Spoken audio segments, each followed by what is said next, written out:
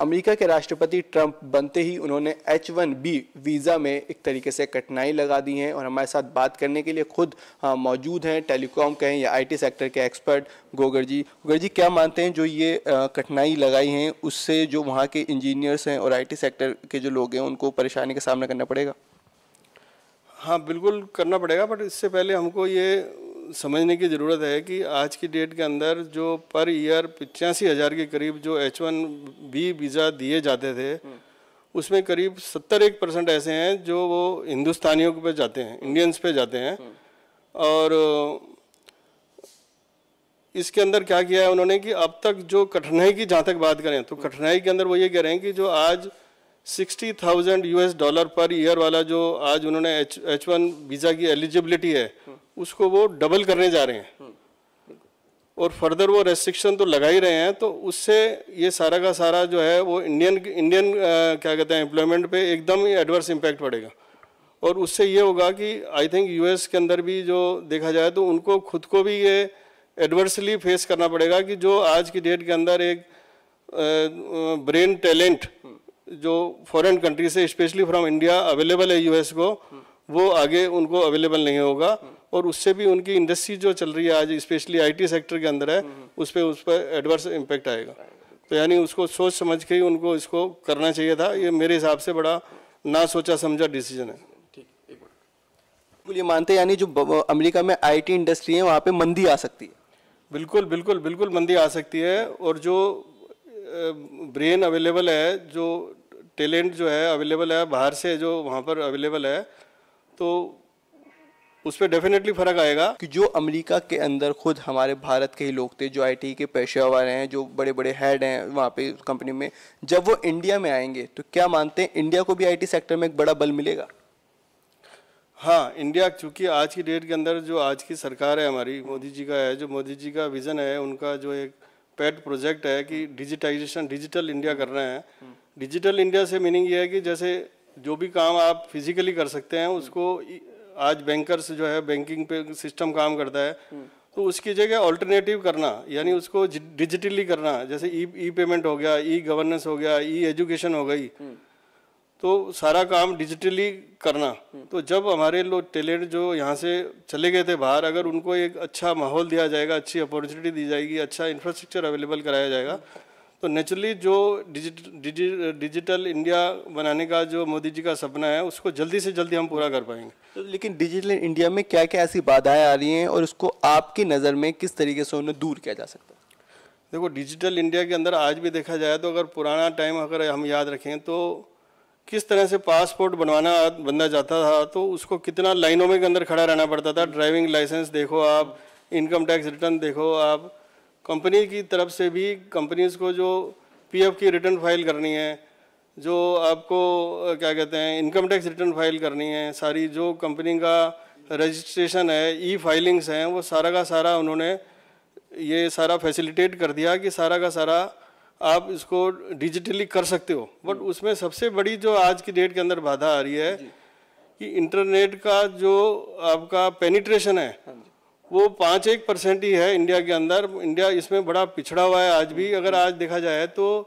Singapore के अंदर ये पोजीशन जो है 98% तक पहुंच गई है।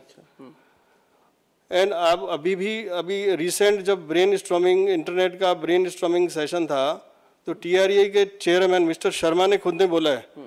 कि इसको अगर आपको डिजिटल इंडिया को कामयाब करना है तो वायरलाइन इंटरनेट ही इसका सोर्स है। मतलब वायरलाइन इंटरनेट के थ्रू ही इसको आगे बढ़ाया जा सकता है। But wireline internet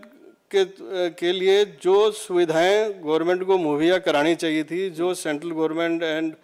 state government का आपस में कोऑर्डिनेशन होना चाहिए, उसको अभी भी काफ़ी उसके अंदर आगे इम्प्रूवमेंट की ज़रूरत है। जो एक ROW होता है, जो मेन रिक्वायरमेंट है कि जब आप वायरलाइन की बात कर रहे हैं तो वायरलाइन के अंदर आपको फाइबर ले डाउन करनी है हर जगह पर। तो वो जो ले डाउन करने की जो कॉस्ट आती है, जो एक हैसल्स हैं,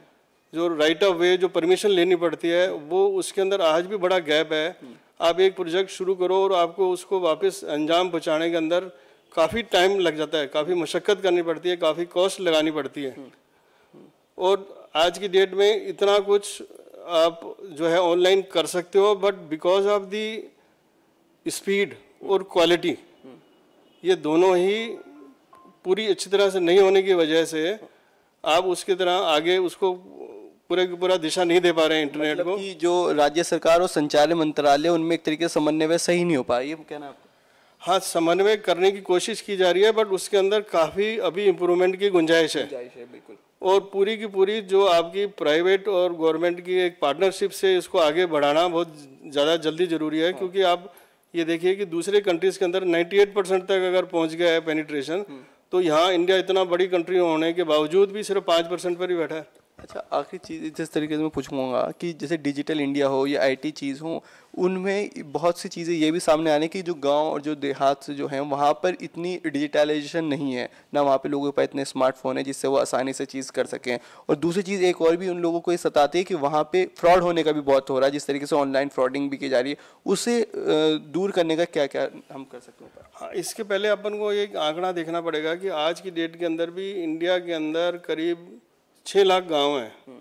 और उसके अंदर अगर अब देखा जाए तो जब ये रिसेंट आंकड़े हैं तो करीब 1.5 लाख यानी 1/4 25% ही कवर कर पाए हैं। तो यानी बहुत बड़ा एक एरिया ऐसा है जो कि इंटरनेट से अभी भी डिप्राइव्ड है, जहाँ इंटरनेट पहुँचाना बहुत ज़रूरी है। और इंटरनेट पहुँचाने के साथ साथ आज की डेट में ये भी देखना चाहिए, ये भी देखना पड़ेगा कि कैसे ये जो साइबर क्राइम्स हो रहे हैं, तो साइबर क्राइम्स को रोकने के लिए भी हमको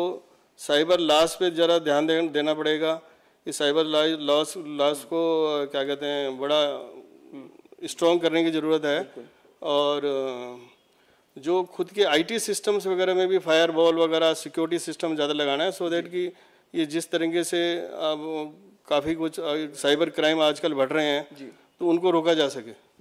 बिल्कुल, तो साफ तौर पे देख सकते हैं टेलीकॉम एक्सपर्ट कहें, आईटी एक्सपर्ट कहें, और इतनी अच्छी तरीके से उन्होंने यही बातें बताई हैं कि साफ तौर पे जो भी डिजिटलाइजेशन की बात हो या आईटी सेक्टर में किस तरीके से भारत तरक्की करे, उसे ज़रूर देखना होगा भारत सरकार को कि वो कोऑर्डिनेशन एक तरीके से ऐसा बनाए राज्य सरकार से और जनता से कि उनको ज़रा सी भी परेशानी ना हो और डिजिटलाइजेशन जो है वो आगे बढ़ सके, जिससे भारत का नाम और ऊँचा हो सके। कैमरा पर्सन राजू चौहान के साथ मैं Ali Abbas Naqvi, A to Z news, Delhi.